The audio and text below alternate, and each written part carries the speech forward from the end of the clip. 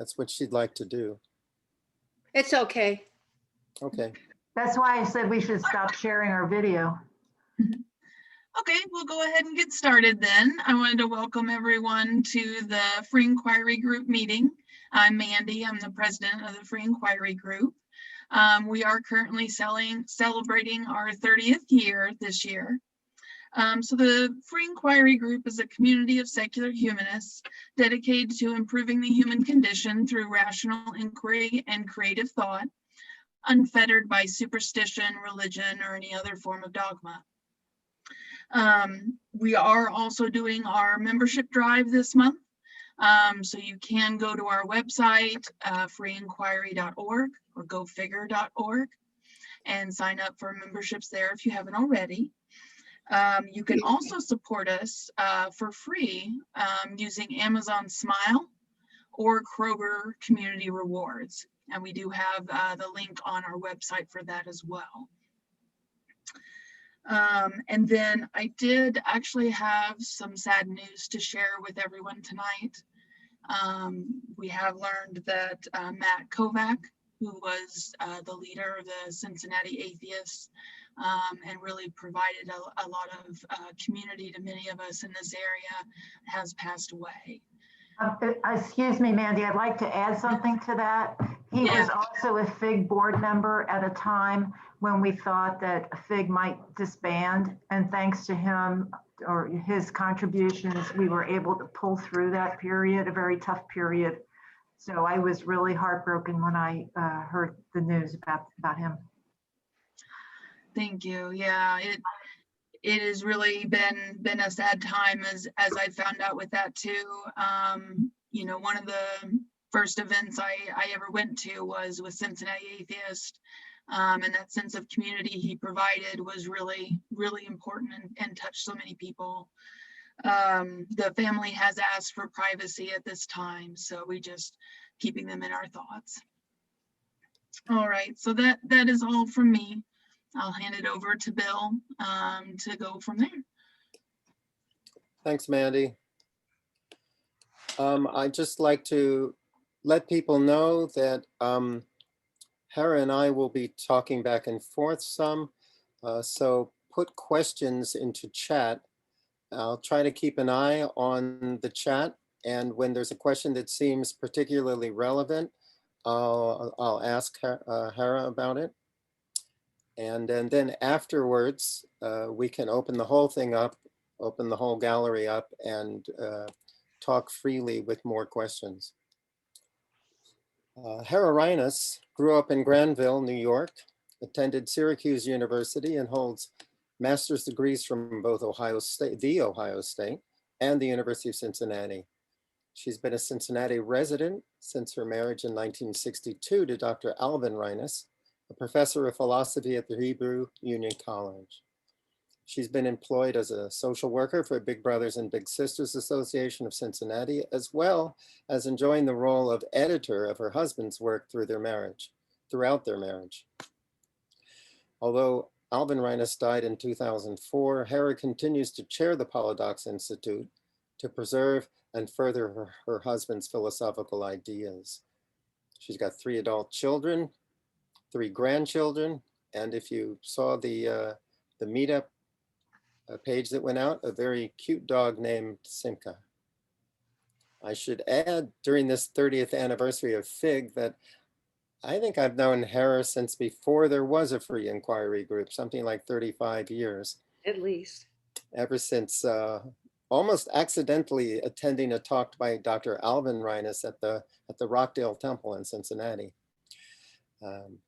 As I listened, I had a peculiar sensation which I had never experienced before. I felt as though there were antennae on my head transmitting my thoughts to the person who was speaking, becoming the words formed by his mouth. I decided there and then I better find out who this guy is, where he'd come from, and wherever in the world that is, I'm going to go there and study with him. It was something of a relief to find out that he was teaching at Cincinnati's Hebrew Union College and I could actually walk there. And so I did. For about 1.5 years, I sat in on his classes. Perhaps the only person in the class not intending to become a rabbi. Wow. I don't know if everybody else heard that, but rabbi resonated as though a biblical pronouncement just then. I later learned that I may not have been so alone. Hera Reines also often sat in on her husband's classes to better understand his ideas and philosophy. Alvin Reines had effectively redefined religion and created a new ideal concept of religion distinguished from orthodoxy through his notion of polydoxy, a term he coined back in the early 60s, eventually even composing celebrations and services.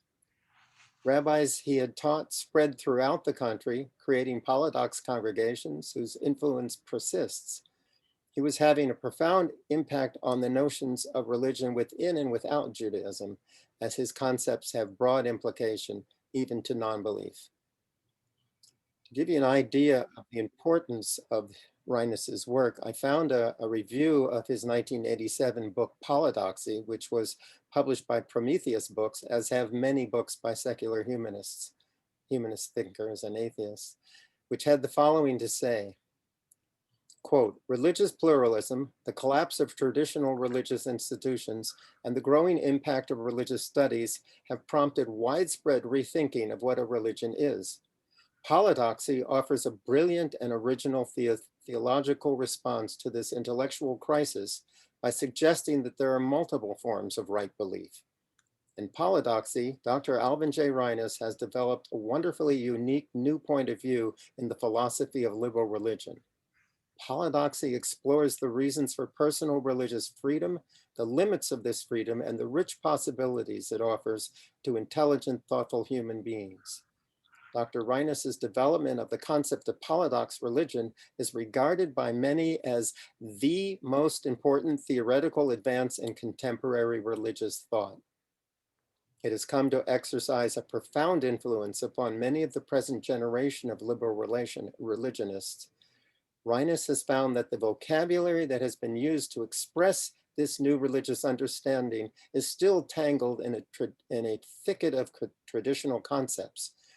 He offers new definitions of religion and theology. Polydoxy recognizes that orthodoxy has always been an illusion, advanced by the winners of theological debates.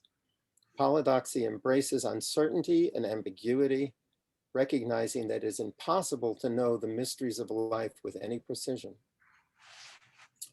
So we are here tonight to explore some of the mysteries of polydoxies and its author. And I'm happy to welcome Hera Reines here to the monthly presentations of the Free Inquiry Group. Maybe we can begin by dispelling some of those mysteries about the person who conceived of polydoxy, Dr. Alvin J. Reines, who through the years you've called Rye. Thank you, Bill. And thank you for the gracious invitation from Bill and Mandy and Peter.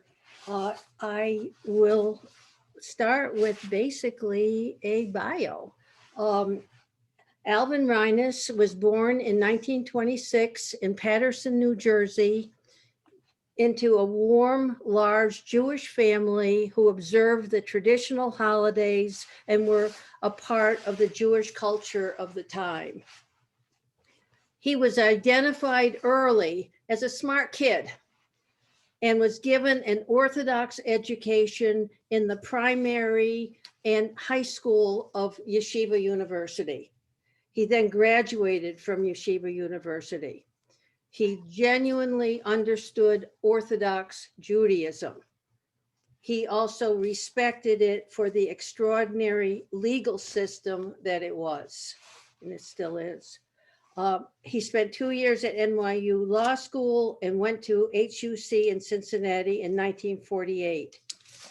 He described to me how stunned he was in Sheldon Blank's biblical criticism classes when he learned for the first time that the Bible, which Orthodox Judaism holds as perfect, was in truth a man-made document consisting of layers of stories, which each were influenced by the economic, political, and personal biases of the various biblical authors and or communities. He also found a disconnect, an incoherence at the college between the academic rigor and objectivity of the classroom and the devotion in the chapel to the very concepts which were being dissected in class. In 1952, Nelson Glick sent him to Harvard, where he studied under Harry Austin Wolfson, the great medievalist, for a PhD. Hera Nelson was the president of the HUC Yes. at that time, right? Okay. Well, this is a long time ago. We're talking, he entered in 48 and was ordained in 52 and was in Harvard until 58, where he returned. It's really long time ago. Yeah, I just wanted to identify Nelson Glick for people. Also a great archaeologist and historian, especially of the Nabateans who founded Petra. But yeah, so people may not be familiar with who Nelson Glick was. Feel free, Bill, to break in. He had a congregation in one of the Boston suburban communities where he started to experiment with ideas which he would eventually call polydoxy. Years later, he learned that the kids educated in the Sunday school retained strong Jewish identities. In 1958, he returned to the college as a professor. And he remained at the college almost till his death in 2004. Were you going to add something about the Pittsburgh platform, Bill? Yeah, I remember early on when I began taking classes with Rai that he told me about that back in 1988, a bunch of Reformed Jewish rabbis like Isaac M. Wise and from Cincinnati got together in Pittsburgh and attempted to deal with exactly the things. Was it Sheldon, you said, who was his teacher, that Yeah. Sheldon was talking about? They determined, because of the Enlightenment and humanism and scientific what should I say, scientific investigation of biblical text, they concluded back then that it was perfectly clear that the Bible wasn't written by a perfect divinity. It was obviously written by human beings, lots of different human beings. You can identify the different voices in their writing in different time periods, and they made lots of historical mistakes, and they often contradicted each other. So it was obviously something of a mess. It was a human document. And what they concluded from that, Rai was telling me, was that therefore, since there is no authoritative text, there is no way to know what God wants of man. It was, back then they would use terms like that. And therefore, it's up to every individual to decide for themselves what their belief system is. And that was revolutionary. But they decided, we can't say that. We can't put that out there. That was left for teachers like Sheldon to say to his students, but they didn't put it out formally because they thought this would destroy the religion, the structure that we're trying to put together. Anyway, that to me was that informed my thinking about his thinking and presumably Sheldon's as well. But it took my husband, I must say, to say it overtly, that without the evidence, which was they clearly did not have, it was basically Orthodox Judaism is based on the Sinaitic revelation, and there is no evidence whatsoever in Reform or in any of the, I'll speak for the liberal religions generally, for this ever having occurred. So if you do not have the evidence, you do not have uh, any valid statement of this truth, then all truth then becomes valid, and one, it becomes the arbiter of one's own truth.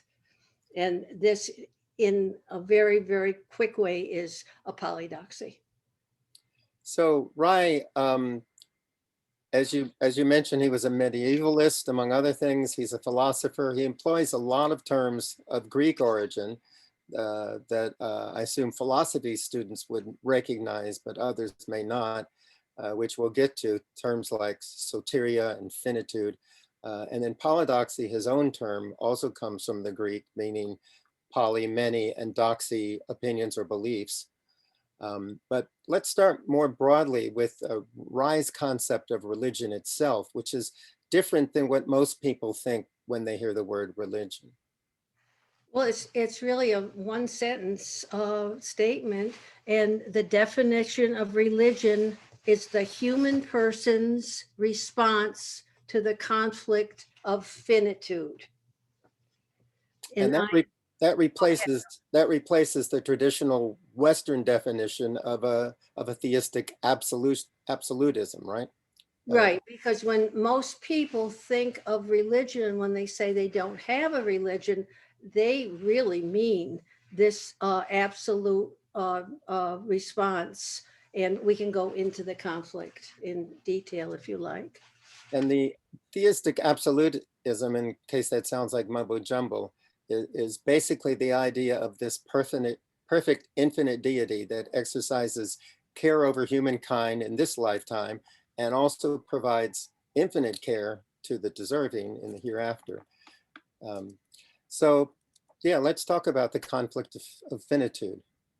What caused, I'm just reading from his text here. He says it's produced by the simultaneous presence within a person of two clashing psychic forces: awareness that one is finite and the intense desire to be infinite. Right, it is comprised of three parts: finity, infinite conation, and the conflict between finity and infinite conation. So, okay. What is finity? Finity, his idea, his definition of finity is that we are limited. We come to an end. We cannot know, see, hear, feel all there is to know. We cannot do all we want to do. We are vulnerable to sickness and disease. Eventually we die. And the second point is infinite conation. On the one hand, we have this condition of finity, and on the other, we want everything. We want to be everything. This is what Rai is calling infinite conation.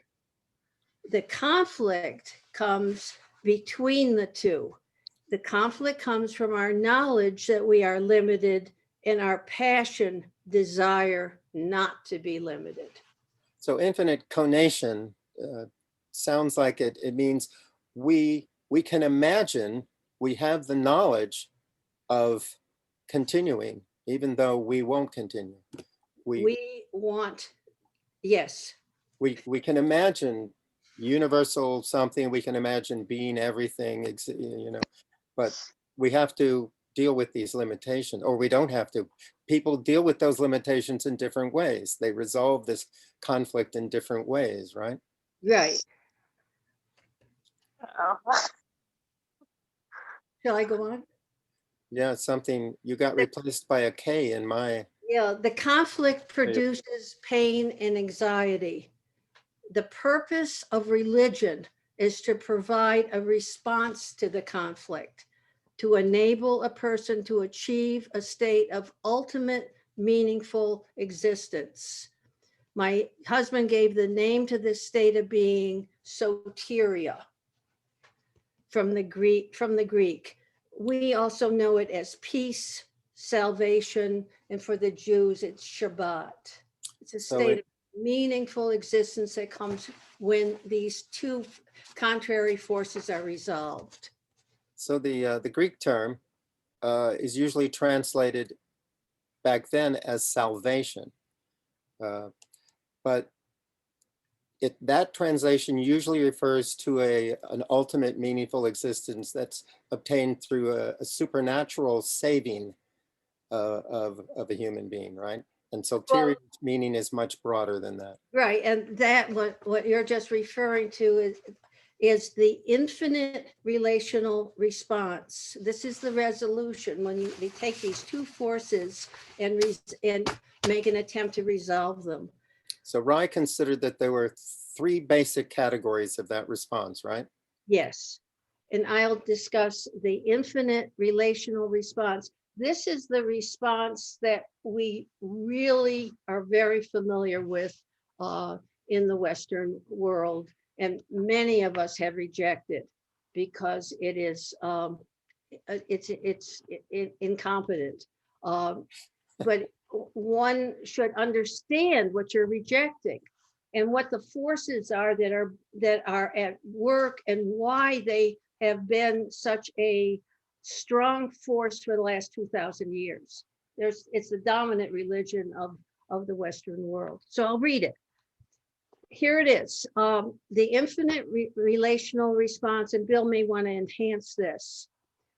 Persons are finite, but they can attain infinite status through a dependent relationship with an infinite being, namely the God of theistic absolutism, who has the power to grant infinity to others. The classic and original formulation of the infinite relational response in the Western world was framed by Pharisaic Judaism, and it has been followed in its basic principles by Roman Catholicism, Islam, and fundamentalist Protestantism. Pharisaic go ahead, Bill. So the primary belief, which you must be convinced of in order to make an infinite relational response, which is, as you described, the one that's in Western religion generally, is the absolute truth of this theistic absolutism. That belief is necessary for the response to be efficacious and to produce what Rai termed soteria, right? Yes, yes. And that's what's come to be synonymous with the word religion in the West. I'm thinking of the phrase that keeps going through my head. I don't know why. He walks with me and he talks with me. And this is that pervasive sense that you are in relationship, you are in contact, and you overcome all these limitations, these fears, this sense of inadequacy by this contact with this divine being. And that's what makes it a relational response, right? Because it's a relationship, but there is also an infinite response, which is more peculiar. It's a kind of mystical sense of being, of you yourself being God, of being everything. And we had a question from somebody that came before the talk about Kabbalah, right? Yes, and when you think about it, in mysticism, it's just it fits us beautifully, and I, because I am convinced that this description is accurate. You're one in mysticism. You're one with the divine, and it gives you all this strength and energy. And you have the truth. And when it works, it's very nice for someone, if they could. That's why Bill was saying you have to have absolute conviction that this is true. And it's becoming increasingly difficult in this, since the Enlightenment, and since we're in a much different civilization, to maintain these concepts and to hold it, to keep it. Yeah, so I have a quote from Rai about the conflict of finitude.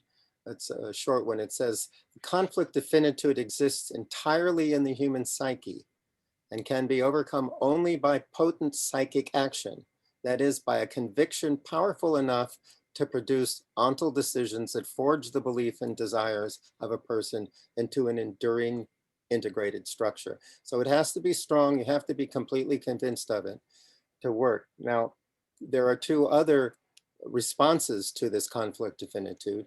The second is the discognitive response, which Hera has allowed me to give. In the discognitive response, the conflict is not resolved, but is ignored. In our scientific and critical age, ever greater numbers of people simply do not find the evidence necessary to support an infinite response. Convincing and massive numbers of persons in Western societies have been unable to accept the beliefs required for an infinite relational response given by traditional Western religions. No small part of this disbelief has been created by scientific and critical inquiry into the three works that constitute the only ostensibly objective evidence that exists for the infinite relational response. And that would be the Pentateuch, or Torah, or Old Testament, the New Testament, and the Quran. Accordingly, many modern people are trapped, unable to subscribe to the traditional infinite responses on the one hand, and unaware or unschooled in any other resolving soterial response to finitude on the other. And that can manifest itself as psychosis and neurosis, alcoholism, drug addiction, suicide. Would you agree with all that? Yes, I certainly would. I absolutely, I certainly would. Now, if you have, so what we can move on to is the finite response, because I would assume that most of the people listening to you now have been through the discognitive response. Yes, you cover the pain, and you ignore the pain, and you avoid the pain, and but you don't resolve the issue. The third response to finitude is the finite response. It reads, we know we are finite, limited, and we accept the fact that we are limited. We achieve soteria, peace, Shabbat, through the process of accepting our own limitations. It is living in and through our own selves, our own beings, and deriving pleasure from our own existence. This is in far contrast from the existence of a God or all the other stuff that's around. It's extremely difficult. So, I guess one of the reasons why it would be good to have community is that it is supportive to be with each other and to understand the isolation as compared to the being with the walking and talking with some Godhead. So existence itself satisfies. Yes. And basically the conflict of finitude is erased because being and will are integrated. Are one, which is a harmony. yes, and there's pleasure that comes from this. So Reines felt that it was Self. that what I have here is that Rai believed that it was only through a Polydox. You can do this on your own, and many people have. I mean, in a way, once you accept that you're finite and you're going to die, and you kind of have made peace with that, you're already achieving a finite response and having a kind of soteria, right? Yes, yes, you are. I think in the modern world, people do it by themselves. They do not have the support of a community that is self-aware of itself. And there is great advantage to having the community. For one thing, you can educate children to be their most authentic beings, and to live in a world where there's a lot of ignorance. So you would support authenticity and individuality.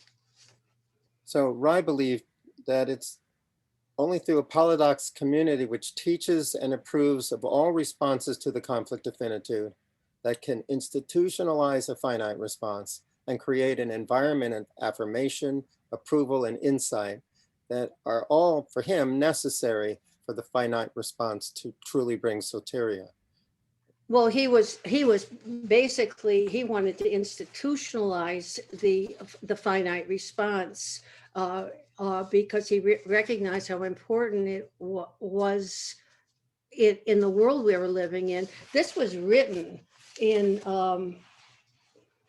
80 something, I think, maybe. 1976. Wow. It was written. The ideas were there, but it was actually put into writing. He was teaching this for years. He Would you say that community, that Polydox community, could itself be called a religion?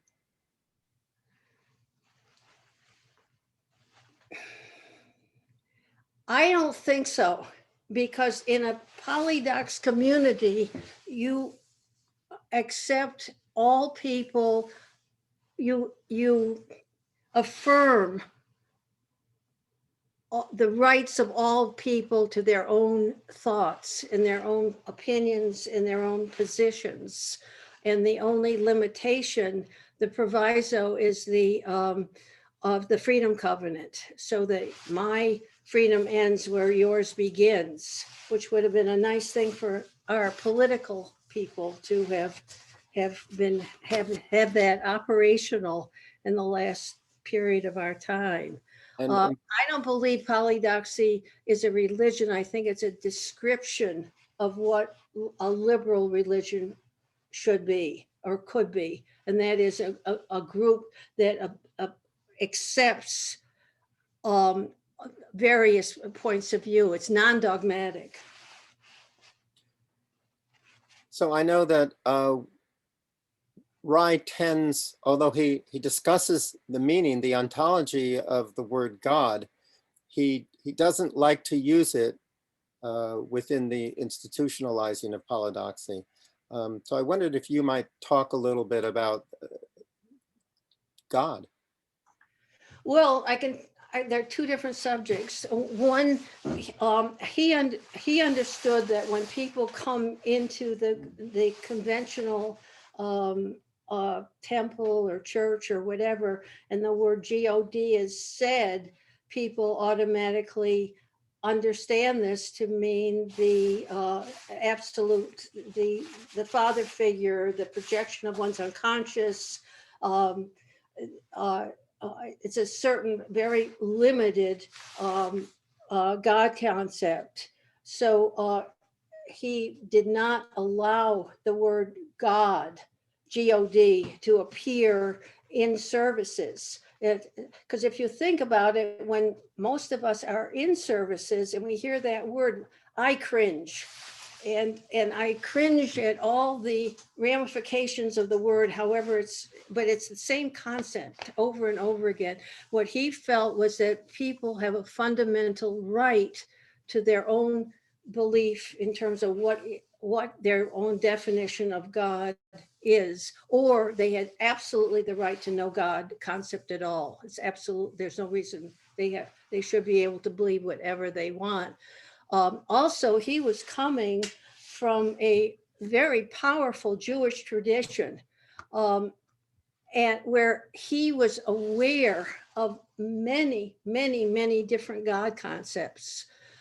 So that, and it's in the website. There's a wonderful article on God and all the various God concepts, and people should know them so that they're comfortable with them. It's not just that one limited tiny God concept. He also had his own God concept. Bill, You want me to tell it to you? it's a lot of material.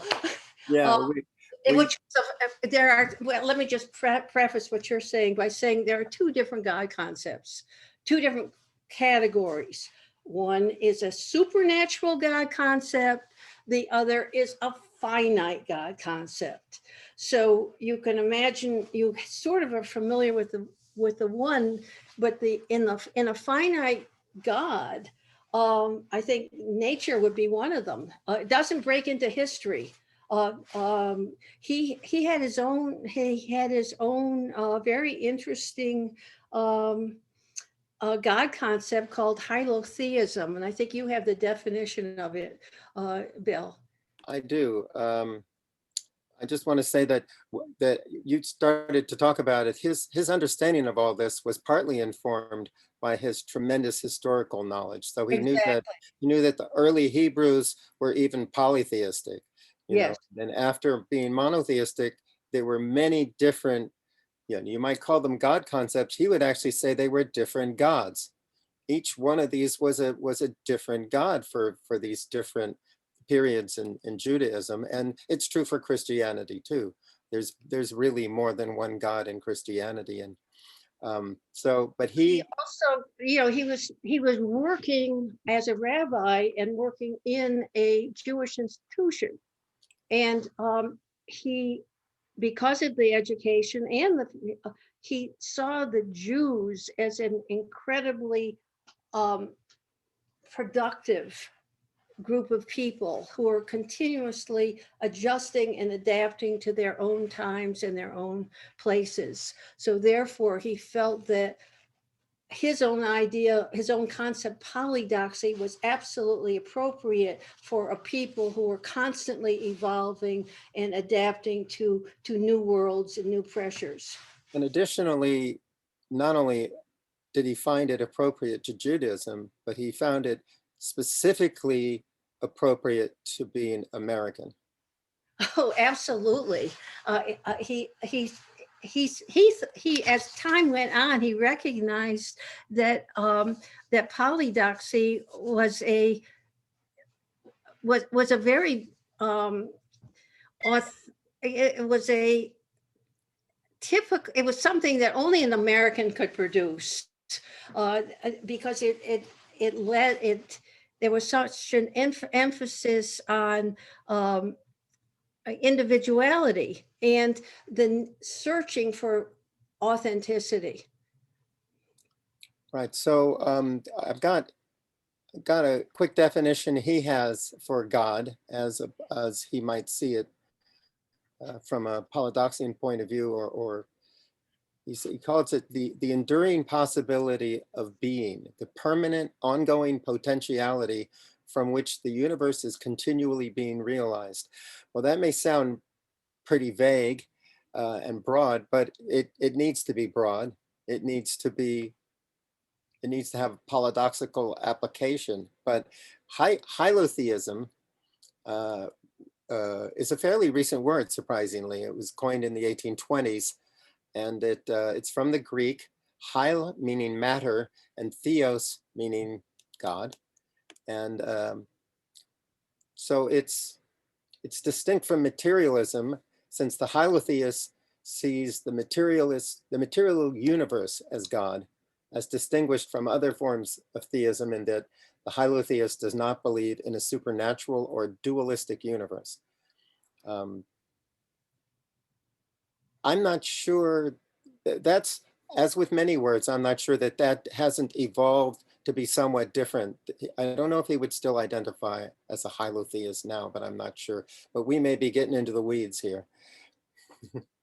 He felt that his God concept was the only one that could be empirically verified.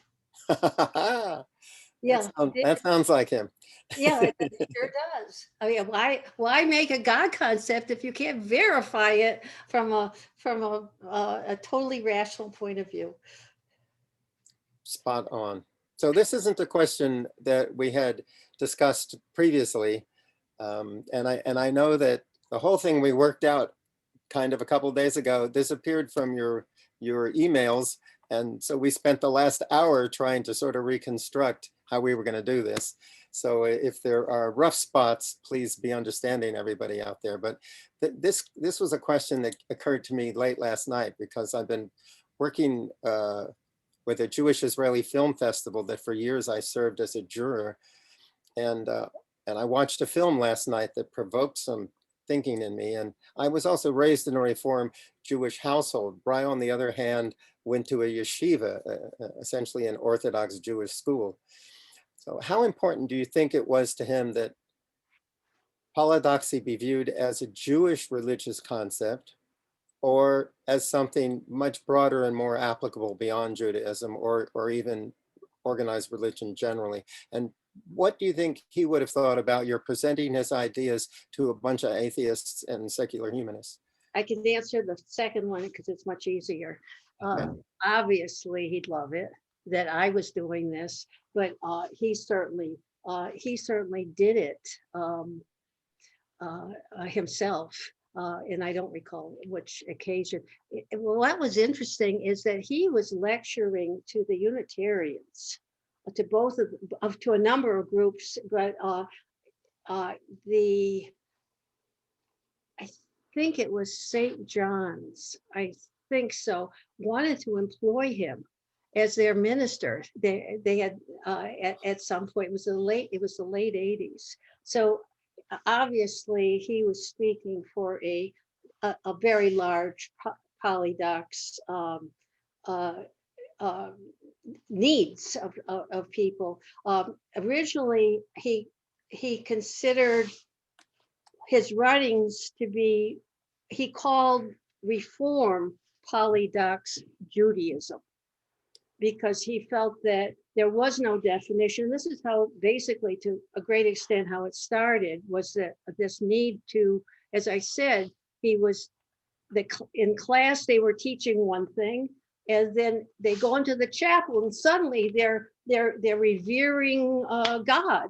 And there was this enormous disconnect, and he recognized that as a professor in a Jewish institution, he had a duty to define what he was doing and what the institution stood for. So the definition was that Reform liberal Judaism was a polydoxy. It's kind of wishful thinking, though, isn't it? Well, not at the time. Yeah. But the politics took over. But at the time, in the 70s, there was a tremendous amount of energy, and I still to this day don't know exactly what happened. But what was interesting was that we had friends who were not Jewish, and this clearly was not a Jewish enterprise. It was broader than that. So we basically were we had a group here in town that we called, all the names kept changing, Polydox Federation, I think, at the time. Well, it was made up of a lot of people. They were not only Jews and Unitarians. I think there were people coming from a lot of different traditions. That was really exciting. And it was clear to me that I was extremely comfortable in my polydoxy. I didn't need to be a Jewish polydoxy. So, and I think, were you at my home? Yeah. Phil? Yeah. We Yeah, had, I remember the Confederation or the Federation. Yeah. yeah, yeah. So I want to talk a little more about community, because you're speaking to the Free Inquiry Group, Okay. who themselves are a community, and a community within a community of, there are, I think, at least 4 different communities of secular humanists and non-theists in Cincinnati.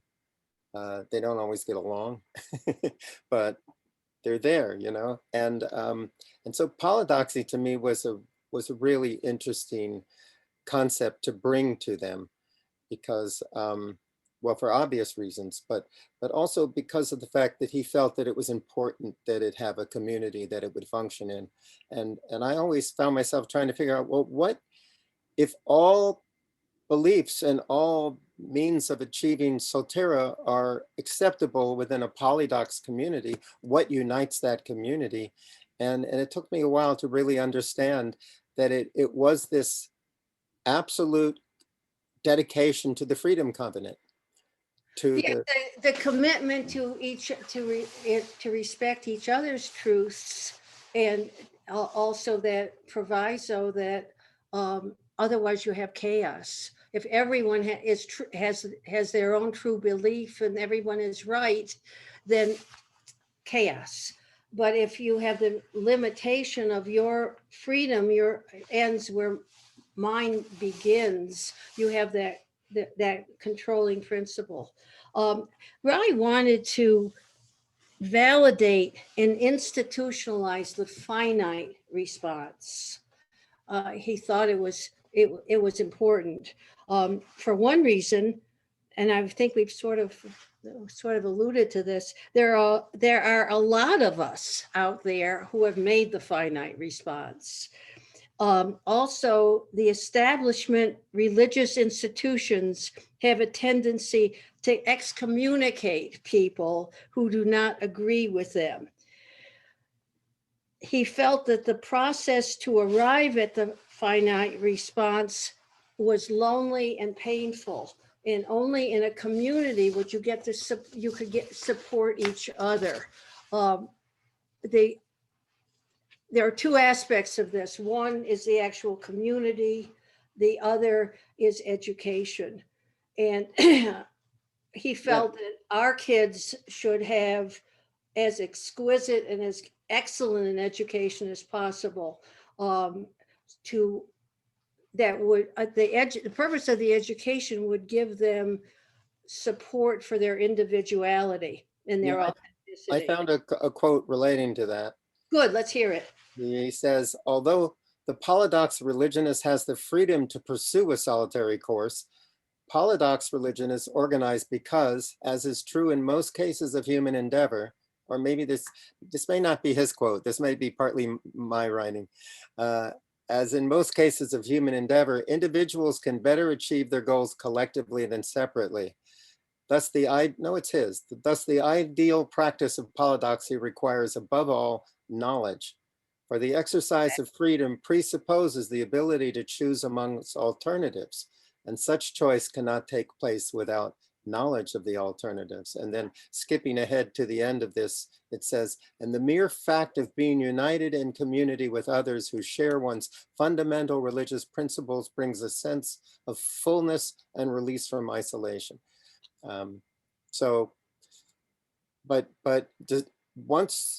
Once you have this community, for me, the really most powerful thing that unites a Polydox community is the Freedom Covenant. And I think that Reines' thinking, and I mean, he wrote the book 40 years ago. And I noticed just in 2010, another book called Polydoxy appeared, and it was actually by two Christian women who were applying the term to orthodoxy, believe it or not.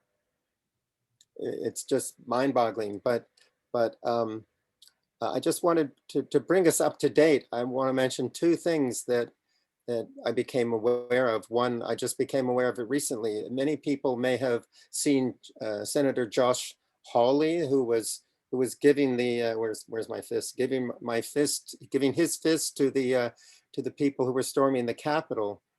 And he's written many speeches and given interviews in which he explains that the blame for society's ills trace all the way back to a British-born monk who lived 17 centuries ago named Pelagius. And I knew nothing of Pelagius, and I don't know if Rye would have known about him either, or if he was just invented to be useful. But in a 2019 commencement address at King's College, the King's College, which is a small conservative Christian college devoted to a biblical worldview, he denounced Pelagius for teaching that human beings have the freedom to choose how they live their lives, and that grace comes to those who do good things, as opposed to those who who believe correct doctrine. And he went on to say that the most eloquent summary of the Pelagian vision can be found in the 1992 Supreme Court Division Planned Parenthood v. Casey, in which Justice Kennedy said, and he found these, he was very unhappy with these words of Kennedy's, and Kennedy basically states the heart of Polydox. He says, at the heart of liberty, It's 8 Kennedy, o'clock. at the heart of liberty, Kennedy wrote, is the right to define one's own concept of existence, of meaning, and the universe, and the mystery of human life. Boom. Boom. And that's 30 years later than Rye. And then, this is an argument, of course, for a very fine education, so that kids would be aware of the Josh Hawley, whatever his last name is. yeah, And they would understand what an Orthodox religion looks like, because I mean it's important to understand this stuff so you can know what the alternatives are. So yeah, and know what you're up against. exactly.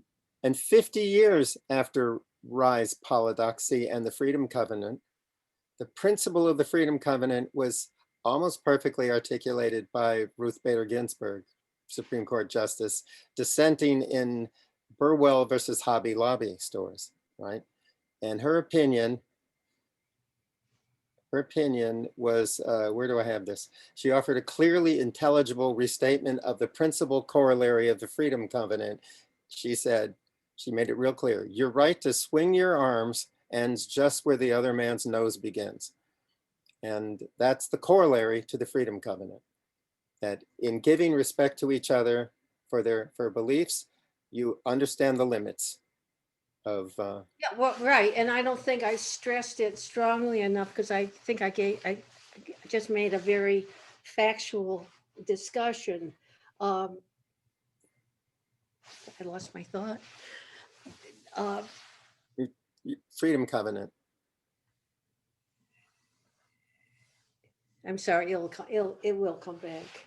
Well, that's okay. I think maybe the best thing to do, oh, here, do we have a question? Difference between Polydoxy and the First Amendment, freedom of religion. Oh, I know what I was saying, that one has an ultimate right to one's own opinion. And this would feed into to what you said. And I'm not a lawyer, so what Rye was doing is when he was making an argument as a theologian, but I mean, if you're onto something that is accurate, you can approach it from many different directions. So I guess we both need to think about Peter's question. The First Amendment, freedom of religion, which separates government from religion, and says that Congress shall make no laws respecting the establishment of religion or the free exercise thereof. That's still probably, this is 1790 something when the First Amendment occurs, right? That probably, they're still thinking of a non-polydoxical religion. They're still thinking Right, of exactly. an orthodoxy.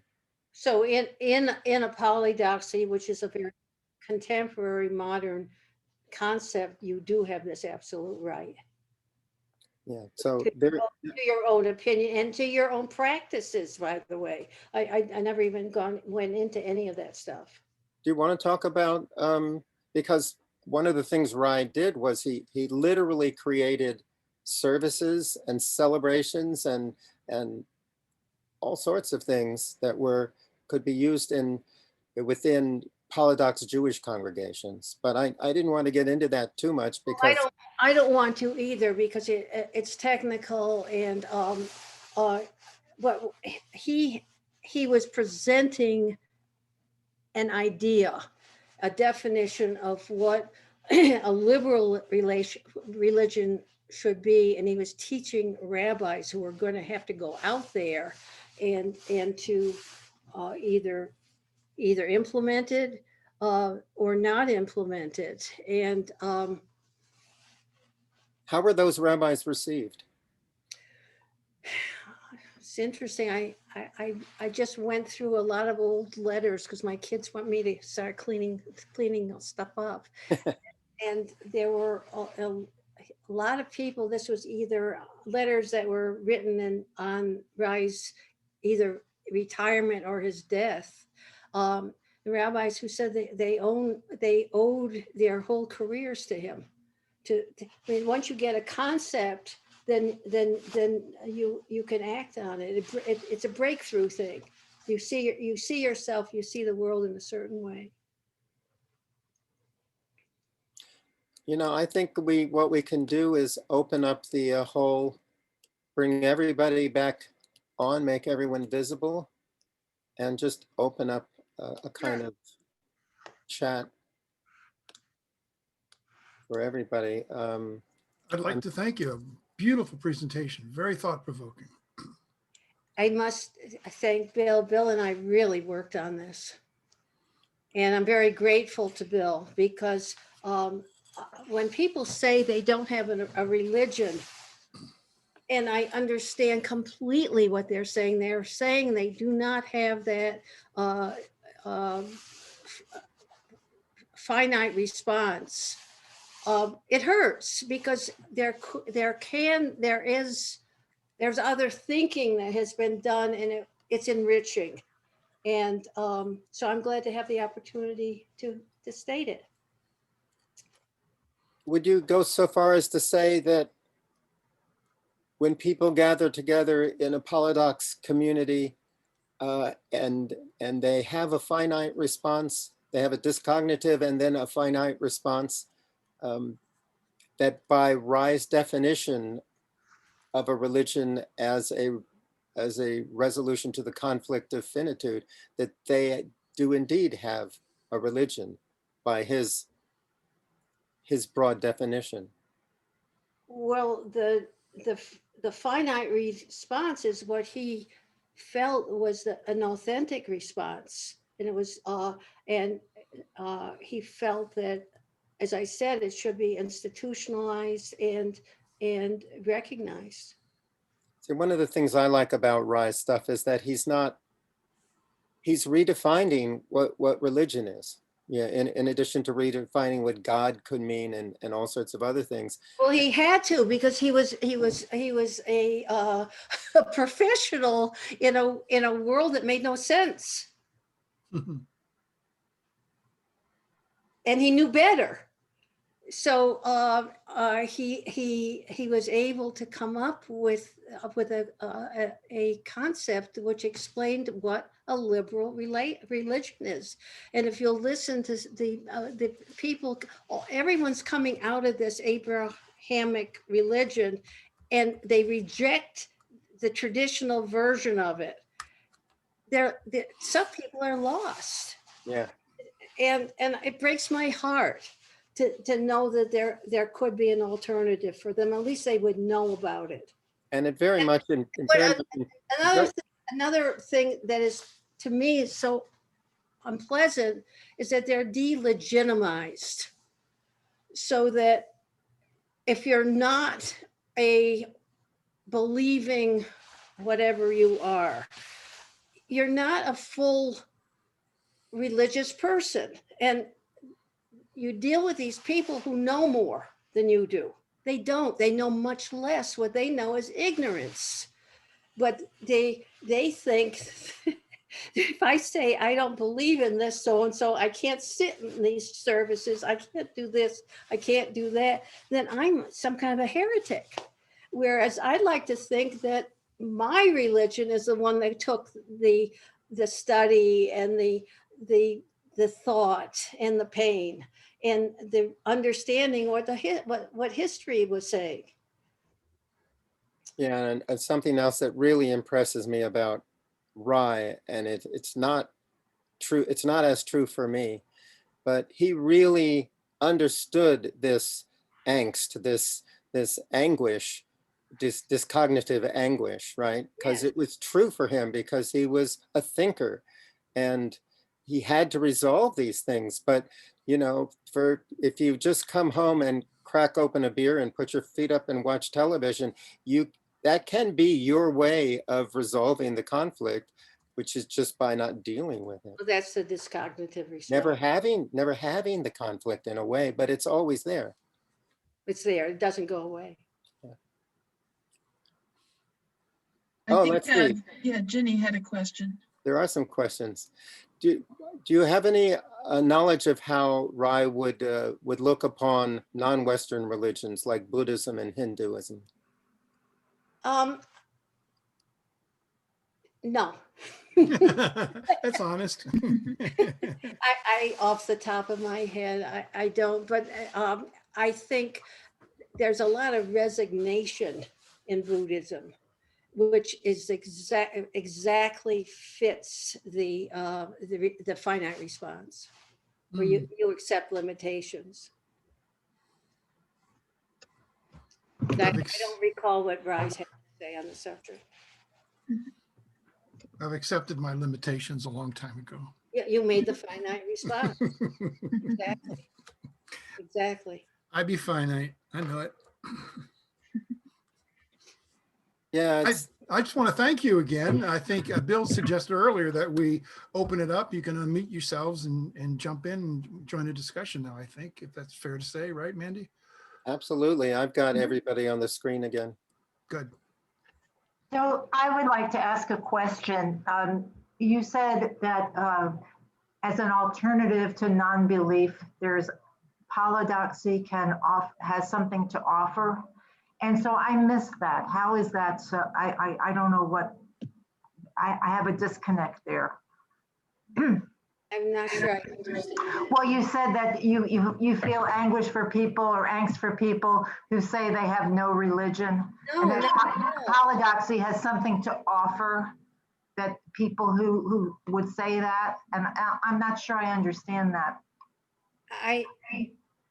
There are people who feel and who say they do not have a religion. Right.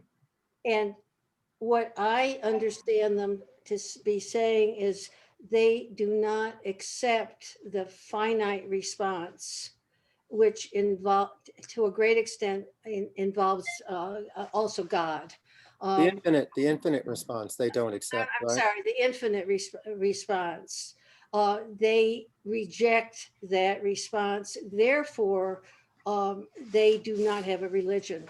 And I think that it would be beneficial to at least understand what the argument is for because I think from my point of view, it's enriching. For others, there are people who absolutely don't need any of this stuff. For Rai, working within the traditions of Judaism and in a Jewish institution, he was developing Polydoxy within a Jewish framework initially. Yes. But it's had a tremendous impact on liberal religions other than Judaism. Yes. And I felt that it also is quite applicable and valid to what we would not call religions, because he identified a religion as a response to the conflict or the condition of finitude. In other words, a response to your mortality. Correct. That's what all religions Correct. are about. And there are other ways to respond to that other than traditional theistic, supernatural, whatever, methodology. Okay, so I guess I missed, what is Polydoxy's response to that? That's, I guess, what I'm missing maybe. It isn't a single response. It's a Polydoxian response. It's a multiple belief freedom response. Well, for me, to me, I find it sort of enhancing, and I'm speaking as someone coming from a Jewish tradition. This is for me. I find it very comforting to find myself in search of truth, as a seeker of truth. There's no answer. There are lots of alternatives. And I find it comforting to recognize, and again, I'm speaking for myself, that I'm part of a very old tradition of people seeking truth in their own time, in their own way. So But I have no problem forsaking this to join with others who do not have my particular history. would you say then it's an understanding of your own place in the world and history and respect for that, whatever other people feel about their own sense of self and journey and all that? Yeah. Is that what you're saying? Okay. It's almost being content with existence, you know, not requiring anything more than that, and getting everything from that. I also have a great gratitude for existence. I sometimes want a God so I can say thank you to somebody for the wonder that's happened to me. Yeah, and I think as most of us have probably encountered, when we encounter religious people and they encounter secular humanists, they think it's a religion like theirs. Mm. You know, they think, oh, that's what you believe. And sometimes I have to say, no, I have non-belief. You know, it's not that I have a whole other set of doctrine that I subscribe to that's missing God. Michelle, it's also very empowering to recognize that you're in a group of people with this consciousness of what you have done. That you have made this response we're in a very difficult world right now. And I think it gives I think it gives a sense of identity, of knowing coherently where you're coming from. Well, I am a secular Jew. That's how I think of myself. But everything you're saying is very much how I feel about myself and my life. So I'm having trouble seeing how what you're talking about is different from what I already have in my mind. So it isn't. The difference is that I had the privilege of being with someone who articulated this painfully, clearly. I mean, it's excruciating how he went into the finest argument and finest point, because he needed to make the argument, and he was defining a brand new religion, which is this religion where everyone's ideas are valid and worthy of respect. As opposed, we're talking about something else that's the doctrinaire world that I'm not aware, that I don't live in, but it's there.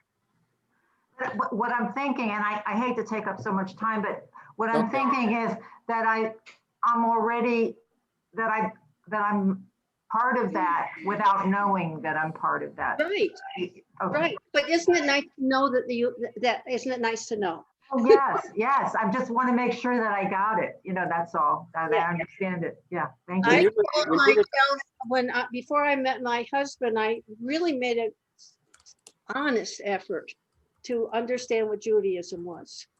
And whatever I was told, I rejected. And I'm in my early 20s. So I was left with the definition of myself. My identity was, I came to the conclusion, I'm the child of a Jewish mother. And for those who don't know how legalistic Judaism is, that's how you define who a person is. Right. Yeah, it's matrilinear. Yeah. Yes. But that was the extent of my identification with Judaism, because I had rejected everything. I have a question. What about morality, those kinds of things? We talked about the super being and all that, but what about people's philosophy about morality? And I'll just take the most divisive issue I can think of, and that would be abortion. Somebody may think it's murder, and somebody may think, you know, it's a woman's right to her body. How does polydoxy fit into those Well, kinds of questions? That I have an answer for. I have an answer for the abortion question. The general morality question, I think, is extremely difficult because we have to make our own decisions. And that's probably one of the reasons why a community is helpful. We are alone. We don't have someone telling us what's right and what's wrong, what's good and what's bad. We have to do it for ourselves. And that's what I miss, Bill, in terms of the education. That would be one of the essential reasons to give a child an education, so they know the history of different thought. And because you're training someone to be their own arbiter, their own religious authority. And it's very, very difficult. And it requires exquisite education. Yeah, so As far as the basically it's on you, John. It's on you.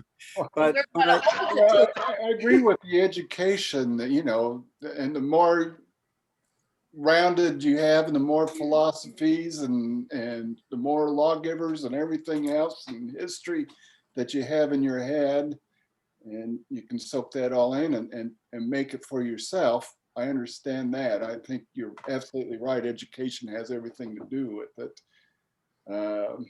John, I can I can answer the abortion the question, if you like. Sure. And again, there's no answer. And the answer is that a person owns themselves. They own their own body, their own mind, their own emotions, and they're responsible for them. So with the abortion issue, a woman would have every right to make her own decision for herself. but don't confuse, He did this a long time ago. Hera, let me jump in here. Don't confuse what Hera's saying with a doctrinaire principle, because you won't find those. That's antithetical to polydoxy. I did read something that addresses the morality question that you're talking about more broadly, because at the time he came up with this, ethical culture was a big thing in New York, right? And he comes out of that area. It was a long time ago. Long time ago. And he said the difference between a polydox religion and ethical culture is, while ethical culture is deeply involved with ethics and morality, it doesn't address the concept of soteria. It doesn't really deal with that ultimate meaningful existence, as though it's enough to do good. That's enough. That'll take care of everything. And he felt that that still may not resolve the conflict. And Michelle, when you were talking about anguish, it wasn't us feeling anguish for anybody or him feeling anguish for. The anguish he felt is an anguish he believed that all people feel, because they have this conflicting thing inside of them, these psychic forces of wanting to be infinite and recognizing that they're not. And for a thinking human being, especially a deeply thinking human being like Reines, that produces tremendous anxiety. That's almost an intolerable pain for him. There are other people who seem to sidestep it entirely, but he thinks it exists within everybody. And that's the anguish he's talking about. Does that jive with what you feel, Hera? I think that Michelle was picking up what I said about it pains me to see people say they don't have a religion, when in truth, from my point of view, they've already made that finite response and they do have a religion. But you know, it's tough to hit when somebody says that. We automatically go to the infinite response meaning of religion. We automatically think, no, I don't have a religion, you know. But he's trying to articulate Well, he's something. trying to say, basically, what Rai was trying to do, he knew what the stats were on institutional and organized religion, and he had a great regard for the potential within the rational aspects of Judaism. And he was trying to save it from itself. And unfortunately, the stats for all these organized religions are they're fading. The actual membership, people reject it, and that's the end of it. And they lose the possibilities that would be built into really excellent education and community and so on. And they lose the path to soteria, because that was their path. That was how they knew to do it. So, you know, so they're in a limbo thing until they can come to a different place. Yes. Anyway, I have to say, I found him one of the most amazing human beings I'd ever met, and brilliant. Not necessarily the easiest guy to talk to, because he knew exactly what he thought and what he meant, and he had this rich tradition of knowledge and research and awareness. Like, he could talk to you about Maimonides for a week without repeating himself, I think. And Maimonides, by the way, was somebody that the Kabbalists were entirely opposed to. You know, they just... And if I'm not mistaken, the Maimonides, who lived, 13th century, was a rationalist. He was. And it was I think it was a finite God that he had. So it's deeply within the history. Yeah. So I appreciate your inviting me, because it's given me a chance to really work on this and to give it some focus. Because I live with, so I have a finite response. I have, you know, lately you're alone and so on with this COVID, something bubbles up within me. What's bothering you? I say to myself, and it's bothering me. Oh, I want something that I'm not going to be able to have. It's that conflict. Oh, that's what it is. And you recognize it, and there's a resolution, and I feel much better. It's helpful. Again, with Big Brothers, I would have a fairly good diagnostic sense of where a person was coming from when I knew what that religion was that they had. If they had made the finite response, then you relate to them one way. If they don't, there's a lot of dependence in that personality, and you have to relate to them in another way. I mean, it has enormous. I have found it a really wonderful technique. So amongst the people here who do not come from a Jewish background, I had some concerns about having this presentation happen to a, you know, by definition, an a-religious group in terms of traditional religions. And was anybody uncomfortable with that, or was this all fine, okay with you? Fine with me. I'm the one who did the holiday sing-along. Yeah, I don't, you know, I never want FIG to become an anti-religious organization, and it's free inquiry, and let's look at everything. Yeah. Mhm. And this is a very well thought out, smart to me, it expanded my definition of what religion is. That was my intention. Hey, well, good. Mission accomplished. Yes. Yeah, in quote unquote, the human person's response to the condition or conflict of finitude. And it is, it's an article on the website, www.polydoxy.org. Yeah. And it requires real study, although I've tried to make it as simple as possible. I will, I'm sorry, I will send out a report tomorrow or soon after about this event to all members. And the links I will include will be the website itself. I think there's a page on the Freedom Covenant that I found, and I'll point to a number of good things that they can look at, and I'll send them to the video too. This is being recorded. And I just put the website in the chat. got And it. it's dense. I mean, you can really do a deep dive. That's And, good. I'm dense too, and it should go pretty well. I like the way it's thought about including canines, polydoxy. Right here.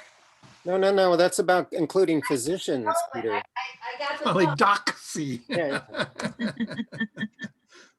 Yeah, I got the pun, but it's time. Yay! Yay, what a cutie. You look just like your picture now.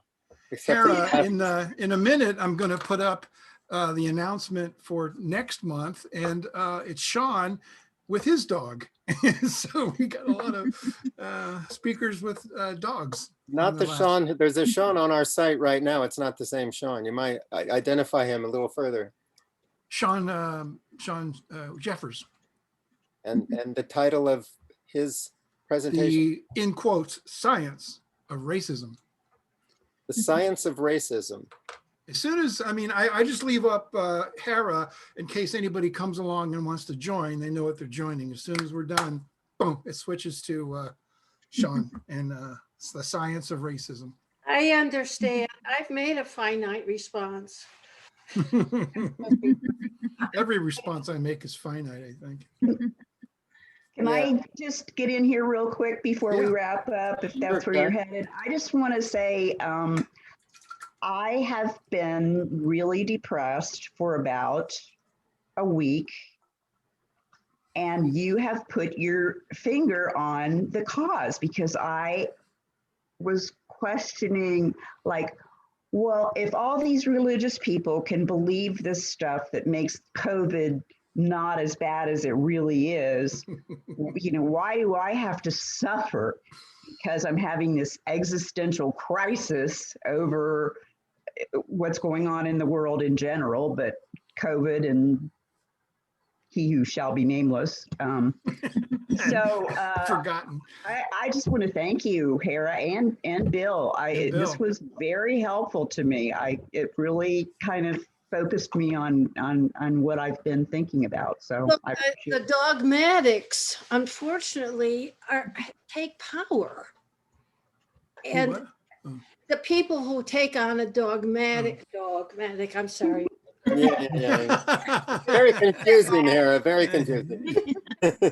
They have power. That's all the more reason why our kids need to be educated. Mhm.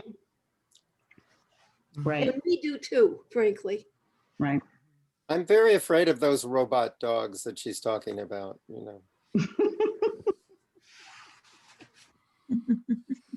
There's no hope for you, Bill. There's just no hope. We should actually, one of the things we can do is create some bumper stickers. One of my favorite bumper stickers of all time is "Curb Your Dogma," and that could be a FIG bumper sticker that we could put out there. So let me also ask people who've never been to a FIG program or discussion before, if any of them are willing to talk about what they thought, or anything about themselves or something. As presenters, you mean? No, just as attenders, as participants. Yeah, okay, good. I can't believe my friend Stephen Grossman is silent. Well, I don't agree with a lot of what was going on here, so I don't know what to say. Well, then jump in, man. Put up your dukes. Let's go. I think there are, my understanding of what you're saying is that everything is okay. Everything has value to it. Is that what you're arguing? No, it's not a relativism at all. I don't believe. And remember, if you say something and it's offensive, you're violating. I'm going into an area which I am not competent to answer, but I failed you if I didn't make the point clear. It's not a free for all in any way whatsoever. No, in fact, it has to do with ultimate respect for each other, Yes. and recognizing, as Ginsburg put it, your freedom ends where my nose starts. You don't have the right to pound up on somebody else. It's a negotiation. It's always a Polydoxy.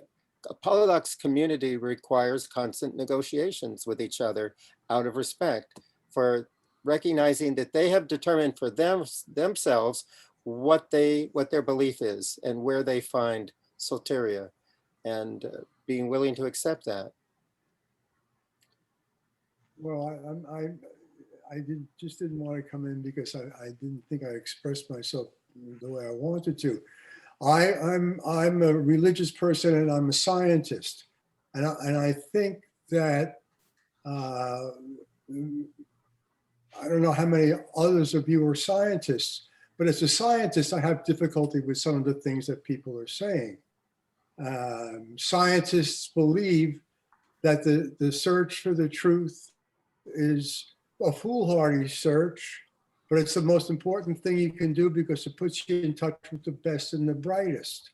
And what science is the scientific belief is the things that have the least wrong with them, not the most right. So we believe in things that have the least wrong.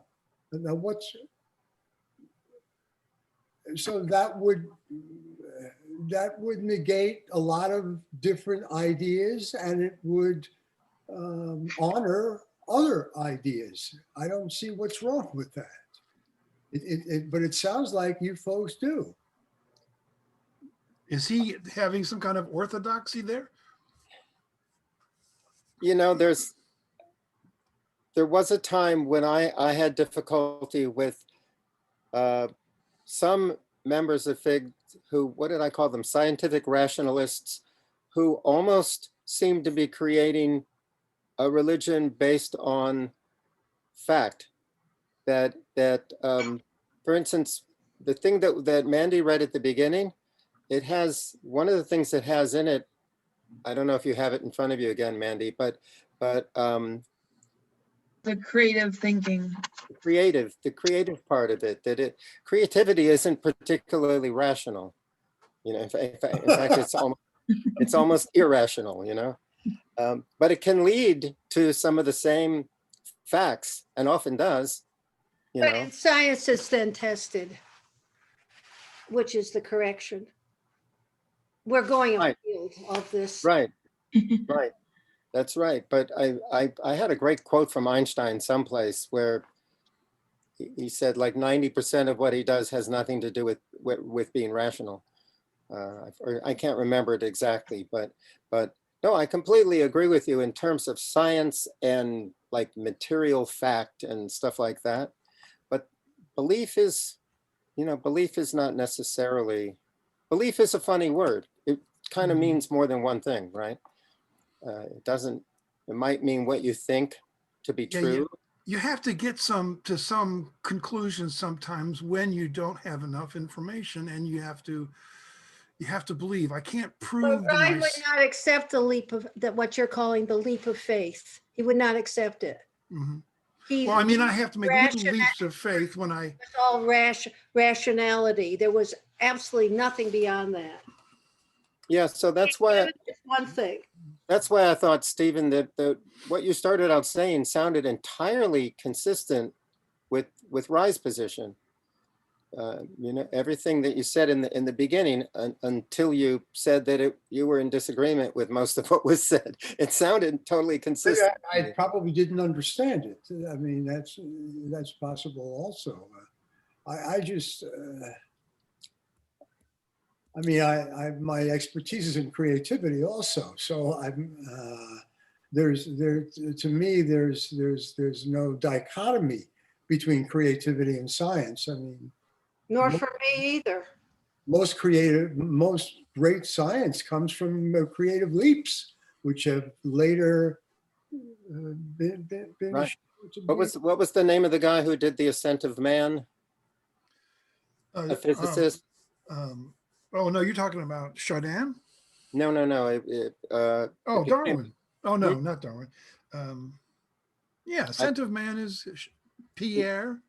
No, it's of recent. Teilhard huh? It's in the 20th century. Okay. It was a BBC, a 10-part BBC program, and then he died. Oh, yeah. He was Bronowski. Bronowski, yeah. Yeah. Bronowski, yeah. Thank you, Sean. Yeah, I mean, he agreed with that completely. In fact, he felt art and science were absolutely married. You know, that creativity and science totally depended on one another and were part of each other, and so forth and so on.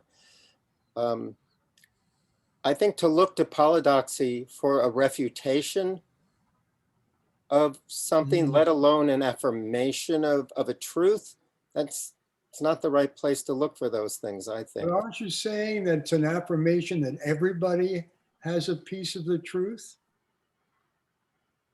They have the right to their own truth. They have a right to go, yes. But some truths are better truths than other truths, frankly. That's right. That's what I'm saying. Some truths are better truths. Yeah, and we've already talked about the infinite response, the supernatural response, the belief in some deity that takes care of you and takes care of you in an afterlife as well, as being a response that's antithetical to Polydoxy, but it's a response that works for people. The whole thing is about resolving that conflict, and if that's how they resolve it, you know, what They can have you the do? freedom to do it. Yeah. As long as they don't impose their truths on someone else. And this is as Bill used to accuse Rye of, he's dogmatic in his insistence Polydoxy. on this ultimate freedom. Yeah, it's a good thing that he was, you know, it's like having no tolerance for intolerance. It's something like that, you know.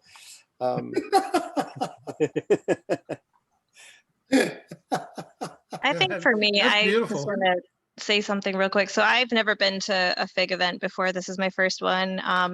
I really appreciated the presentation, so thank you for that. I think the thing that really resonated with me was I feel like you gave a name to something that like I have experienced so many times since I have stepped away from religion. So that whole conflict of that finite response of like knowing that you're a finite being and then wanting to be infinite, like I have literally had panic attacks over that because it is a very painful thing to think about. Yeah. And what happens when you resolve the conflict?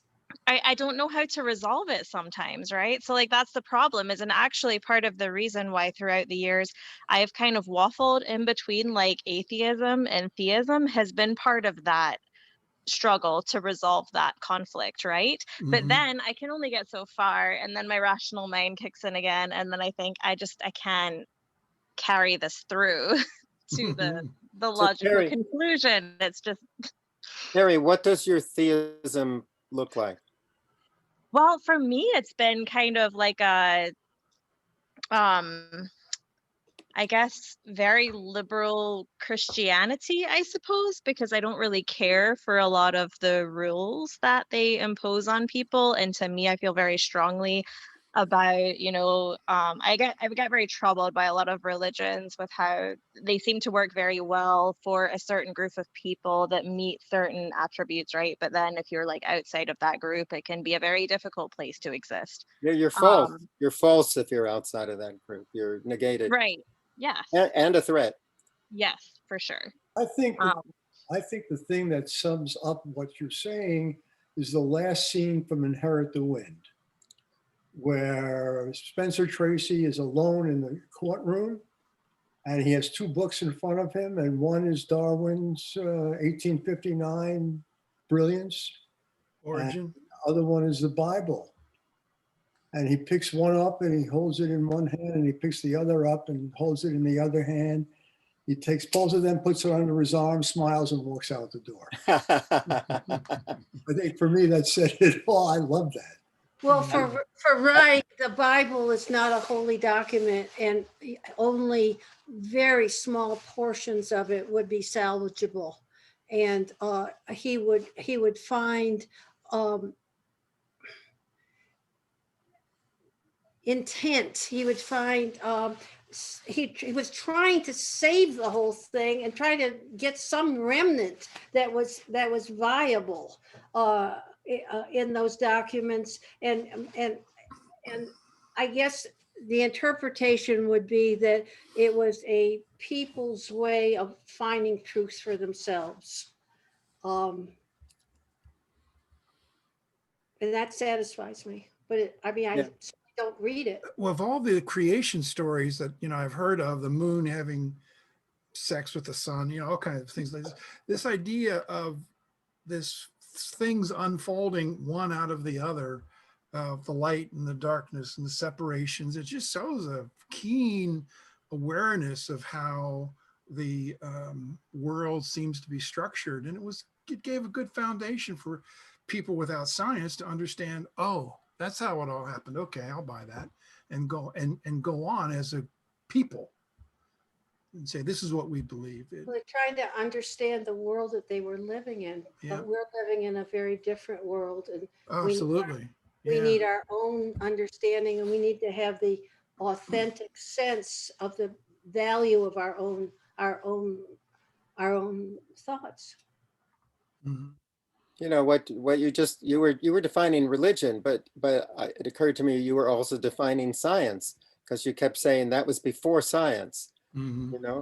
But science endeavors to answer the same questions. Oh boy, there goes my phone. Oh well, you'll have to hear it make noise. Hang on 1 second. That's all right. Okay, it's gone now. Forgot where I was. Where was I? You were talking about science or religion. Religion. I mean, the beginnings of science are the same questions that people tried to solve with gods, and with mystical things happening above them, with the sun and the moon having sex or whatever. One of the first real philosophical insights I found in Genesis is the crime of eating the apple was to get the knowledge of good and evil, to want to know what God knows. And that's a pretty clever insight into the finite response, or whatever you want to say, I want that. Not just what I've got. The Constitution doesn't want you to know. Mm-hmm. Yeah, I just wanted to tell Carrie, this is something I didn't read, but Ry was writing about why he doesn't use God in the services that he created. And he wrote, of course, as I did say, he conceived of God as the enduring possibility of being, the permanent ongoing potential from which the universe is continually being realized. And I don't think he means that in scientific terms, meaning the universe. I think he means it in a more metaphorical sense. He means the universe as a scientist. He's talking as a scientist. He's not talking as a. Okay, all right. He's talking. He knows he needs to educate the next generation of kids who are going to become scientists. He'd like to have them have an identity that would give them a little extra value. Okay. So he wrote, in our popular culture, the word God, unfortunately, is not a multivalent term. This is so despite the fact that the word God has historically been and continues to be employed by theologians, philosophers, scientists, and many others in a variety of senses and for different uses. The word God has been as employed by naturalists and agnostics, as well as supernaturalists and theists. Yet despite the word God's proper status as an open or multivalent term, the popular culture, owing to doctrinaire early religious education and imprecise language habits, has made God into a univocal term, namely a word having only one meaning, and that's that more or less anthropomorphic, and he also says anthropopathic supernaturalist theism. So that's why, since the word God in our popular culture is not understood as the open term that it actually is, it's generally omitted from Polydox services. So, you know, that may be part of the theistic conflict that, you know, that you're having, Carrie, is that, you know, maybe you can allow those two things to resolve themselves by thinking of them as something other than what you've been thinking of them as, if that makes sense. Yeah, I struggle with that, and I do the same thing. I think it's a catch-all phrase, and I'm willing to talk to people as if that phrase, I'm willing to use the word, and then later when we get to know each other better, say, oh no, I think it's everything we can't answer. There's something better and good, and that's fine. You think it's a person who's a real being that exists, but it's kind of the same thing in another sense. I don't know if that makes any sense. Take a look at that God article, because there are a Okay. lot of different options. Just look at it as an academic. You don't have to believe anything, Mm-hmm. but it's just interesting to see how many different configurations the human mind has come up with. Mm-hmm. I can see at the bottom of my group of people, I see Sean Wilkinson up in Dayton looking very thoughtful. And I know Sean, for many, many years, taught at a Catholic university. I'm wondering what he might be thinking about all I don't this. see Sean Wilkins. Oh yeah, Wilkins SE. I got it.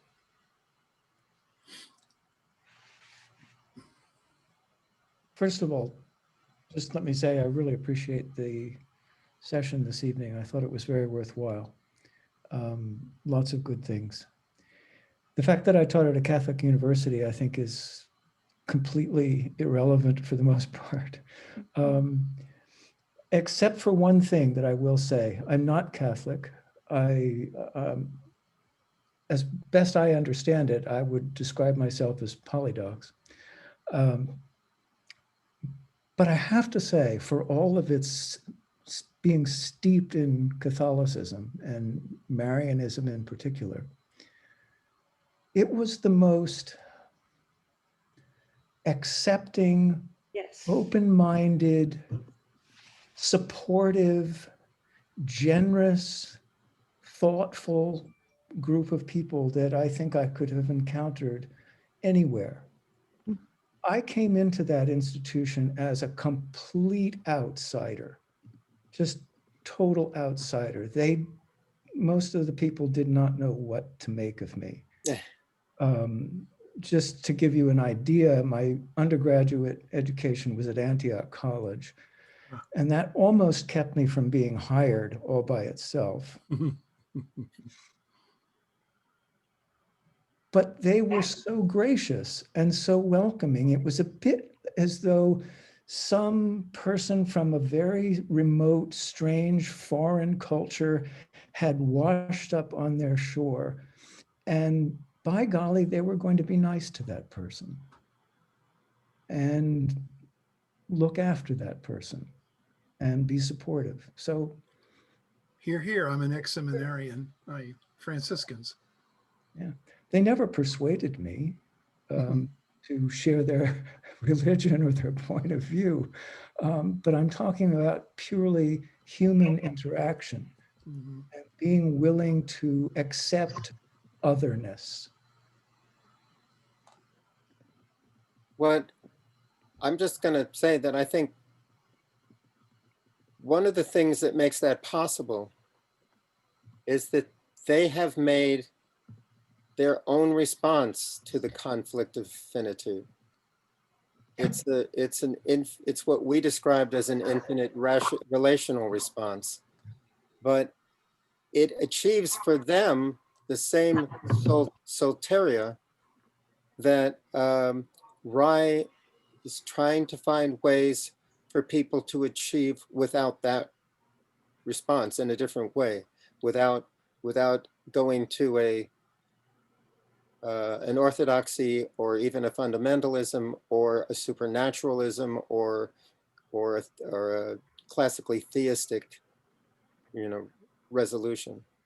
Another aspect of that is, and I think this is in some ways at the heart of some of the things that have been said, is that I did not present a threat to them at all. I was incapable of presenting a threat to them because they knew what they believed. They were solid, firm, set, they didn't perceive me as a threat. I didn't perceive them as a threat either. We accepted one another's differences. And I think that is very much related to some of the ideas that have been discussed this evening. By the way, there's a word that Bill and Hera that you have both used, and to the best of my ability, it sounds like Solterra, and I don't. I haven't been able to figure that one out either. Sorry, I'll see if I can type it in. Yeah, we defined it. Let me type it.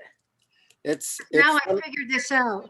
It's from the Greek, soteria, soteria.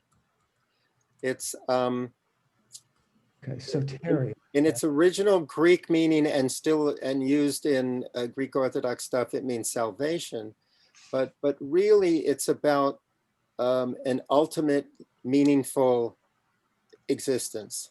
That's what I just put in. That's what you just put in? Very good. Hey, folks, I have to have a warning here. I have an appointment at 9 and I control the, when I go off, it all goes off. Well, actually, the last time my computer just went kabloop while we were talking, it moved the host to somebody else. So that might happen, but I'm going to shut down roughly, at 9. So we've got like 4 or 5 minutes to wrap up. Okay. So if you achieve soteria, which can be done in a variety of ways, including traditional religious ways, you find a state of well-being and peace that comes from realizing an ultimately meaningful existence. Is that okay with you as a definition, Hera? Yes. Yes. There's a sense of wholeness, of fullness. I used to give the example of the way you feel when you finish an exam.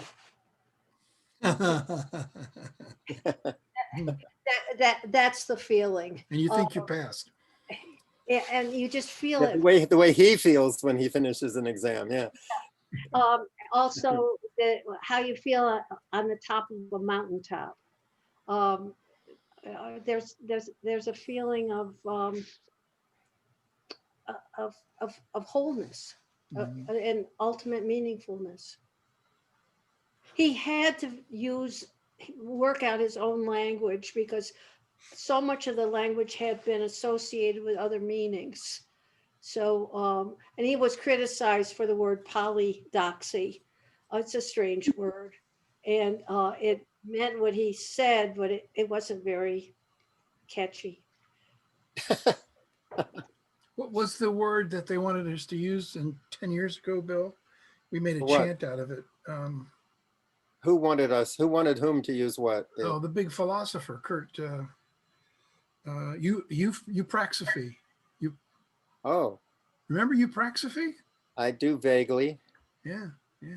Oh yeah. There were agnostics or something that wanted to use that term, weren't there? Yes. The head, Kurtz of the Paul Kurtz. Yeah, you want to use eupraxiphy. Yeah, well, they're constantly attempting to find language or invent language because we don't, we haven't discovered this tradition, but it's an ancient tradition and it's been there all the time. Yeah. That sounds like a glue. Was that Mike's voice again? No, that was Randy. That was Randy. Okay. Well, Having changed from Christian to atheist, when I was Christian, I had that peace. I was content. I didn't have any problem. But when I changed from my God belief to unbelief, it was very disconcerting. It felt like someone pulled the rug out from under me. I lost that infinite stuff that I didn't even realize I was desiring. But once I landed, now I'm back at that peaceful place. Why did you do it? What caused you to do it in the first place? Looking at my faith from the outside, realizing I was looking at Mormonism and realizing it was just as crazy as my belief. You saw the man behind the curtain. Don't look at the man behind the curtain. Yeah. Absolutely. That was my experience. Cuckoo. And once it's curtains pulled back, you can't put it back. Off our stuff, Peter. We could have shown it. What's that now, Steve? You shouldn't have taken that picture off our website. We could have shown it to the group. Yeah, that's all right. We just, Steve and I got slammed by a company in Germany that said we owed euros upon euros for using a picture. And we have resolved it, and we've taken down some artwork that you just find on the internet and you think it's all right. I want to thank Truth is, there are Hera. a lot of you guys out there, and me. Mhm. And we a lot of us live in silence and in privacy, and that's the argument for community, whether it's your group, which is totally a legitimate way of handling these ideas, or any other, as long as, from my point of view, you understand what the argument is, and you feel authentic in your resolution of the conflict. And I was saying, Hera, you've done a wonderful job, and we want to thank you. And Bill, you're like, well, no, he got in trouble. Who's my favorite interviewer? Terry Gross. I mean, you did a real great job of making this thing work, two people.